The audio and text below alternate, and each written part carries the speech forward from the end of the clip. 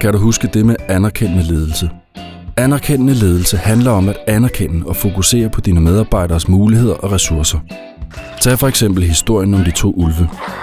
Den onde ulv er grådig, overlegen og egoistisk. Det handler om at fodre den gode ulv. Den, som er glad, håbefuld og generøs. For når den gode ulv vinder, bliver alle dygtigere og får en bedre hverdag. Anerkendelse kan gøre en forskel, når du giver feedback. Det er det, Dan og Bob handler om. Bob er bedrevidende, overbevisende og bedømmende. Omvendt så hjælper Dan alle til at vokse ved at have den anden i centrum og være anerkendende og nysgerrig.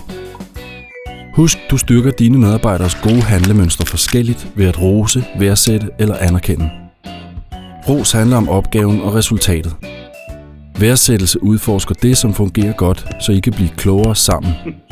Og anerkendelse gør, at dine medarbejdere føler sig set og hørt og inviterer til mere information og engagement.